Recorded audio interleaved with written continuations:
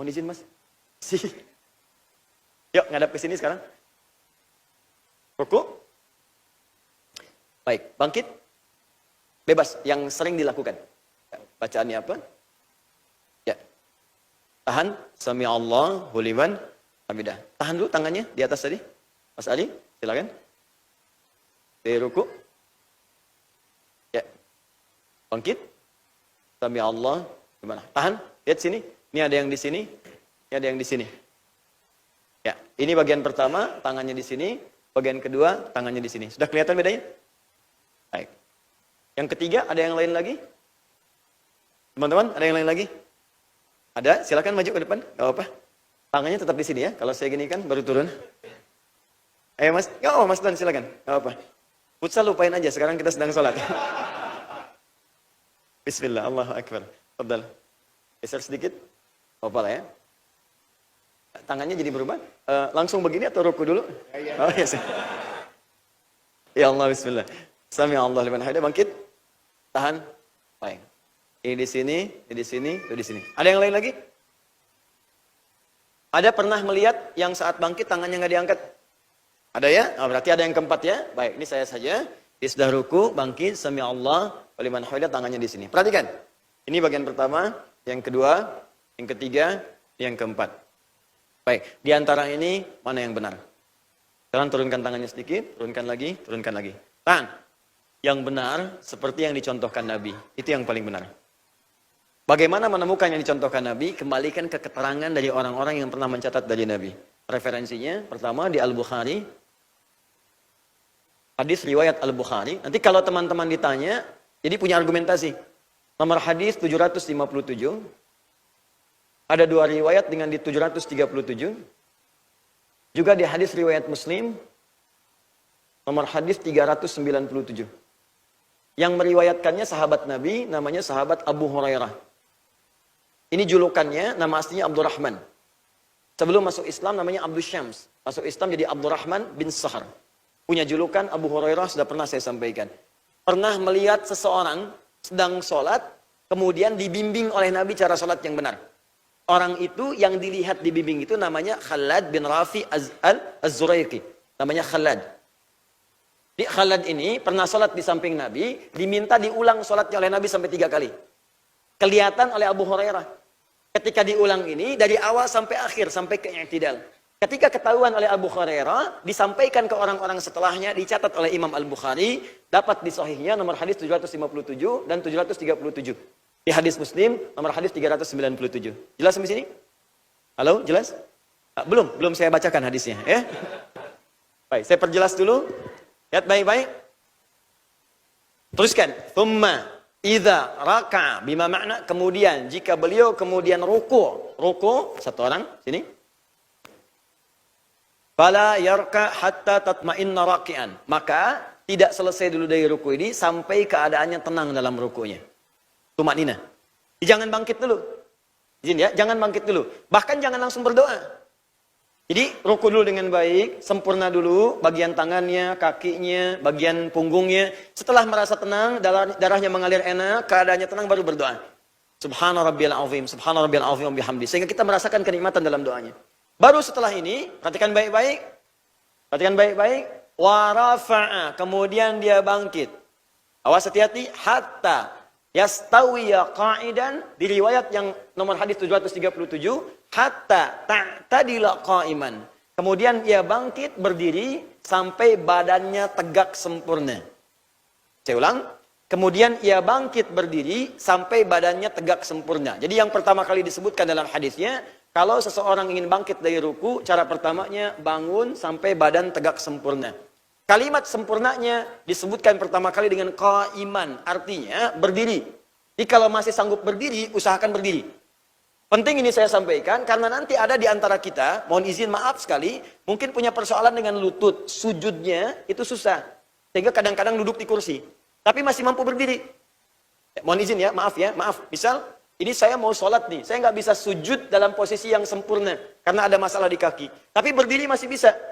Karena itu takbir berdiri, ya. Ruku kemudian bisa. I'tidal bisa berdiri, tapi sujud nggak bisa, makanya duduk.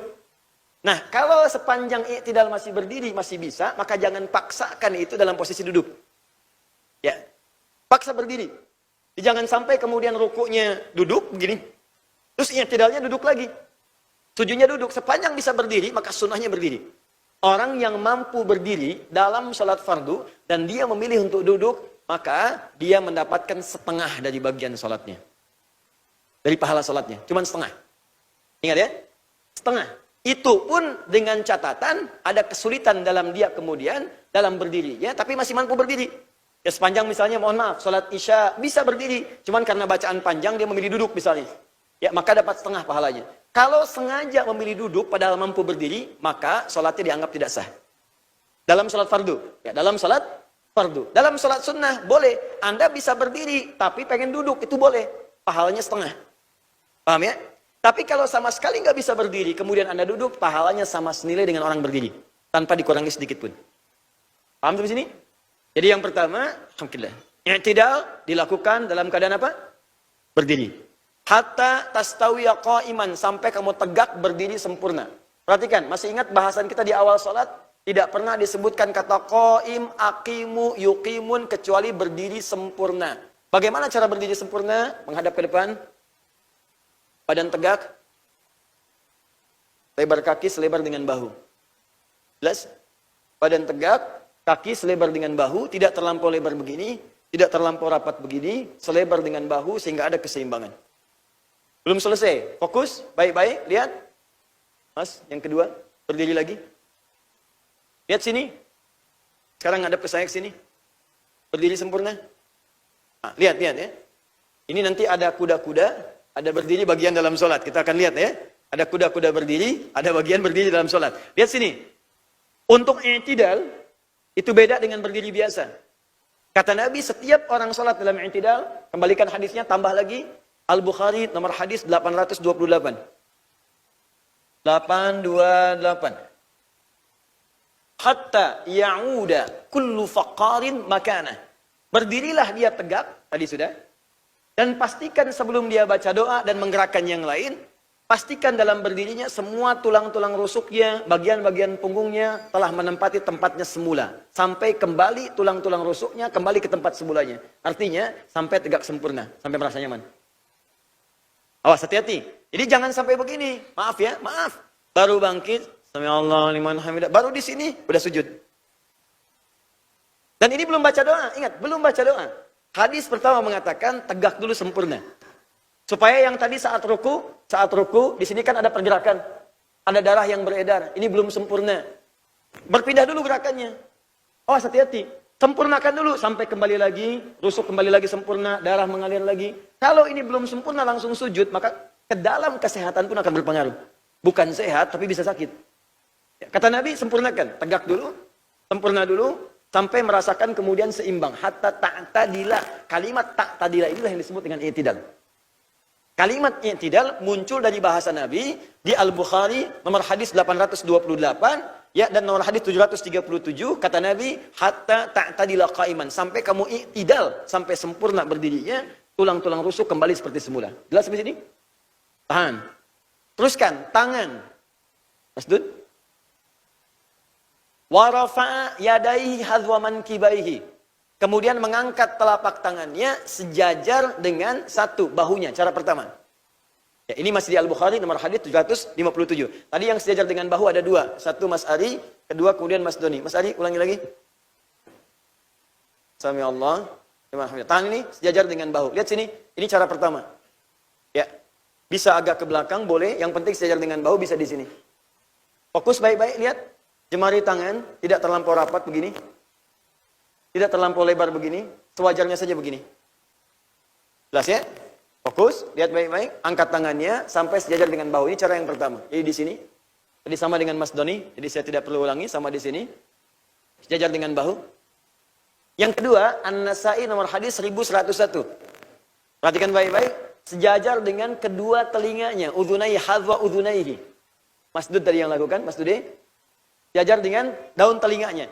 Ya, boleh ini yang jempol untuk akhwat misalnya, ini menyentuh daun telinga yang paling bawah di sini. Boleh. Tapi begini, mohon izin ya, mohon maaf. Ada yang menyimpulkan Ustadz untuk akhwat, untuk perempuan, itu yang ini saja yang betul ya. Tidak. Dua-duanya boleh. Boleh di sini, boleh di sini. Cuma dulu, kenapa perempuan dianjurkan yang di sini? Karena dulu hijabnya tidak seperti sekarang. Dulu nggak ada mukena, kadang-kadang ada yang terbatas. Kalau kemudian ditarik sampai di sini, itu terbuka sebagiannya. Karena terbatasnya kain pada saat itu. Makanya dimintakan ke dalam begini, supaya ini tetap mengalir sebelum turunnya ayat hijab.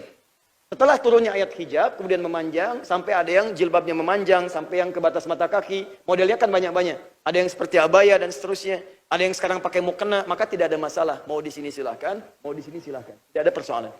Jelas ya?